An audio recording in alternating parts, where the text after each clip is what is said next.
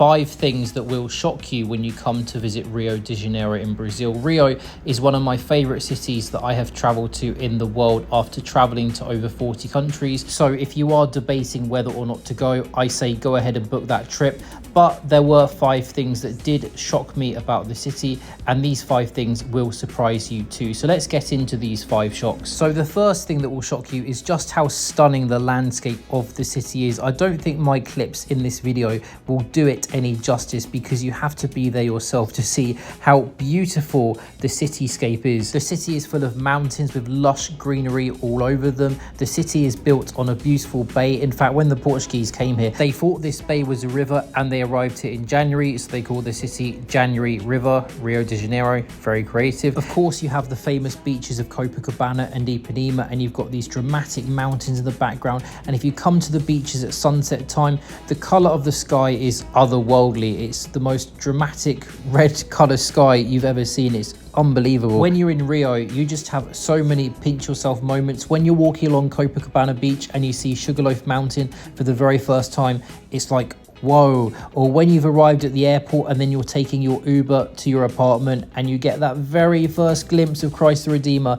it is a complete mind-blowing moment. And the great thing is that every time you look up at Christ the Redeemer, or every time you look at the sunset, it never gets old. You never get bored of it. It's always a pinch yourself moment. So 100% that will be your first shock in Rio on day one, just how beautiful the city is. Now, I did mention Christ the Redeemer and Sugarloaf Mountain. If you're coming to Rio for 3 or 4 days, a short period of time, I would actually recommend that you book this tour that I put on the screen here. So this is the tour that I did. This tour takes you to all of the highlights in the city in 1 full day: Christ the Redeemer, Sugarloaf Mountain, Maracanã Stadium, Celeron Steps. I've put the link to this tour where you can book your tickets in the description of this video, and also down below in the comment section. So do click on that link if you are interested. And also there are links to other tours as well, such as a Rio helicopter tour. I did not do this, but it looks unbelievable, flying all over the city at sunset in a helicopter. I can imagine it being mind-blowing. So do check out those other links if you are interested in booking tours when you come to Rio. Personally, I would recommend that you stay at least a week in Rio, ideally 10 days to be honest, but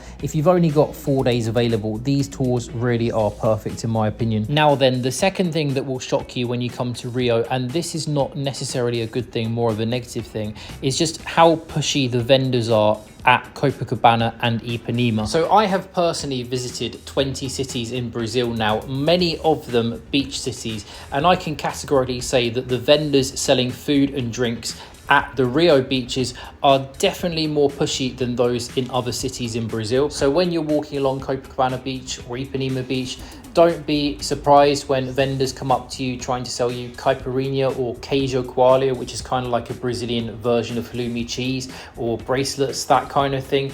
They will come up to you if you are white-skinned and you look like a foreigner. And these vendor dudes are really loud and they shout out, and they can be really annoying, especially if you go to the Arpoador, so the big rock where everyone goes to watch the sunset over Ipanema. As I said earlier in the video, it is absolutely stunning, but it is also extremely annoying with all of the guys shouting out caipirinha, Heineken, queijo coalho, Skol Beach. And by the way, Skol Beach is this popular alcoholic sweet drink that they all like to drink in Brazil. If you don't want to buy their food or drink or their bracelets or their football jerseys, you can just say a stern no obrigado and they'll generally leave you be. Now, if you do want to buy something from them, I highly recommend that you ask for the price first, and you do this in Portuguese, qual é custo, because if you ask them in English, they're probably going to charge you a little bit of a higher price, whereas you do it in Portuguese and you know your numbers in Portuguese when they give you the number, then there's less chance of them trying to get a little bit of extra cash out of you. Also as well, if you're going to pay by credit card, which you can do with a lot of these vendors because a lot of them do have card machines, just check the card reader and make sure the price they told you is actually the price they've written down on the card machine, because sometimes they do like to take advantage of foreigners who are being a bit careless and are not checking the prices.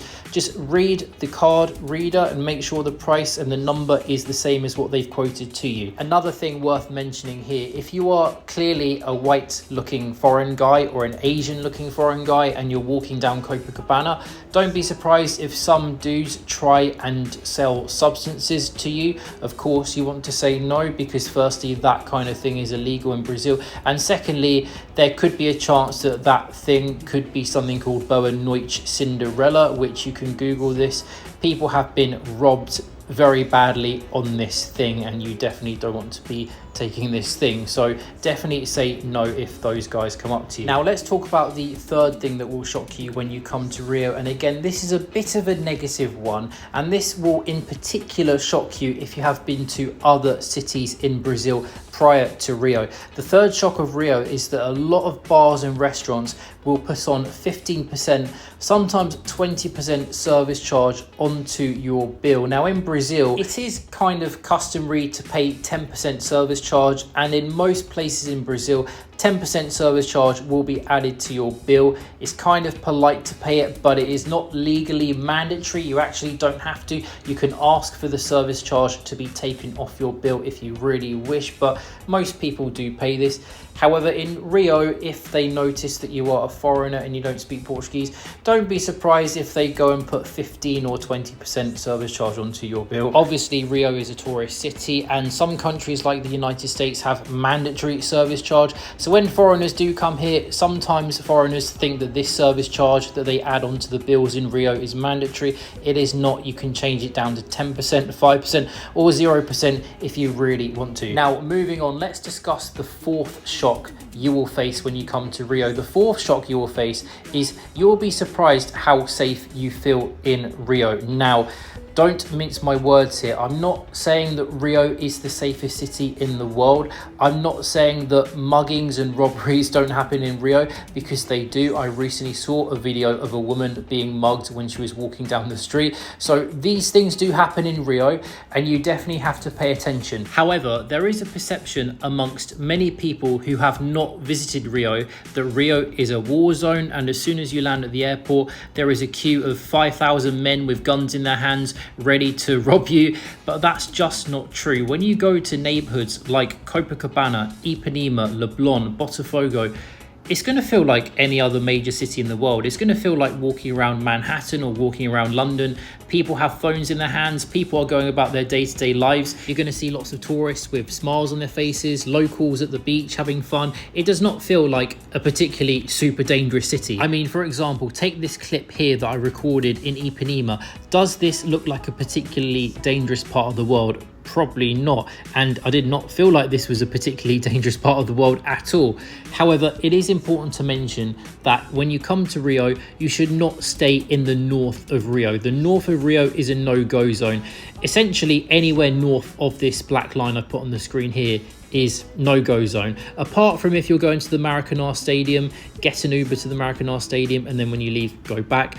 But apart from that, you don't want to go to the north of Rio because it is very rough and it could potentially be likened to a war zone. Furthermore, I should also mention that there are some favelas that are actually south of the black line on the screen. So not everywhere south of that black line is going to be safe. You do need to be careful where you book your accommodation.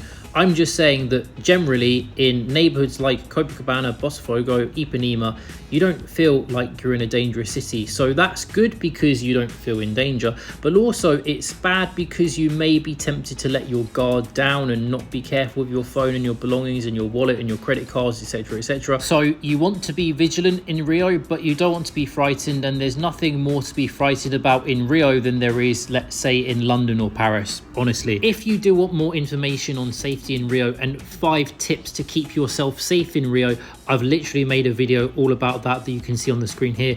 Go to my channel, go to my Rio playlist. You're going to see this video, 5 safety tips that you need to know about Rio. Click on that video if you want more information. But let's now talk about the 5th thing that will shock you in Rio, and that is the prices. Now, Rio is a world-class city. It is a city that has tourist attractions that compete with the tourist attractions in London, Paris, Barcelona, New York, Tokyo. However, the prices in Rio are not as expensive as those other elite world cities. For example, when I was in Rio, I was able to get an Airbnb in Copacabana, one of the best places to stay in in Rio, an Airbnb with a washing machine, a kitchen, a king-size bed, a bathroom for 28 British pounds a night, which is about 38 US dollars a night at the time of recording. Now, to be fair, I did get a bit of a discount on that Airbnb because it was a new Airbnb with no reviews. But if you look generally around the Copacabana area, you'll be able to find Airbnbs for at least $45 per night or 35 British pounds per night. If you want to stay in Ipanema or Leblon, it is definitely a little bit more expensive, so expect to pay at least $50 or 55 US dollars a night. But comparing that to Paris or Dublin or Barcelona, it is much cheaper to stay in Rio than to stay in those cities, for example. You will also find that alcohol in Rio and Brazil is pretty affordable. So for example, a caipirinha by Copacabana Beach, expect to pay around 15 reais for that. So that's about $2.70. For me, that's very good value for money. If you want to buy a draft beer at a bar, expect to pay around 10 reais for that. So about $1.80. Again, really good value for money if you're comparing that to the price of beer in, let's say, Europe or North America. Now, as for restaurants and eating out, that can be as expensive as you want it to be or as cheap as you want it to be. So in Rio, you've got lots of bakeries where you can buy these things called pastel, which are like pastries with filling inside them. Everywhere in Rio and all over Brazil, you're going to be able to find lots of buffet restaurants, which are generally pretty affordable. If you are on a budget and you want a cheap lunch, I recommend going to Centro, the historic center of Rio. You've got lots of cheap cafes and eateries where you can buy main courses for around 5 British pounds, 6 US dollars. Very affordable food. And also, let me give you a recommendation. If you do like Lebanese style Middle Eastern wraps, you want to go to this place called Balcão in Ipanema. Wow, one of the best wraps I've ever had in my life. Perfection. And don't forget, you have the metro as well that you can take advantage of in Rio. Again, very affordable, 7 reais 90 cents for a one-way journey, $1.40 US cents. Not too bad, is it? Definitely compared with places like Barcelona and Rome and Paris, you're getting a good deal in Rio, in my opinion. Now, Rio is definitely more expensive than the majority of other cities in Brazil. As I said earlier in the video, I've been to 20 cities in Brazil, and Rio is definitely top 3 most expensive out of all the places that I went to. But compared with other worldly cities, is pretty affordable. I should, however, add the caveat: if you're coming to Rio during carnival season, don't expect the prices of everything to be as cheap as I've described in this video, especially Airbnb hotel prices. You're not going to get Airbnbs for 50 US dollars a night, probably double, maybe treble those prices. So warning on that. Now, I am going to give you a bonus shock about visiting Rio, which may be a shock to you if you're coming to Brazil from, let's say, a very culturally different country to Brazil. So when you come to Rio and any major city in Brazil, you may be surprised at the amount of, let's say, rainbow people. Hopefully you get my drift. Now, Brazil is very liberal when it comes to the rainbow community. Do not be surprised at all if you see a guy and a guy or a woman and a woman at the beach, for example, let's say embracing one another. That is very common in Brazil. And also, very, very, very importantly, do not under any circumstances make any kind of joke or any kind of negative comment of people from this community. There was a recent case of a Brazilian comedian who made a joke at one of his gigs about this community. He's been locked up in prison for 8 years. That goes to show this is not the country where you want to be making jokes about people who are of a different persuasion to yourself. Now, if you have been to Rio sometime recently, do feel free to comment below and let me know anything that shocked you about your trip to Rio. Or if you are planning a trip to Rio sometime soon, do let me know as well, because that will be interesting to see.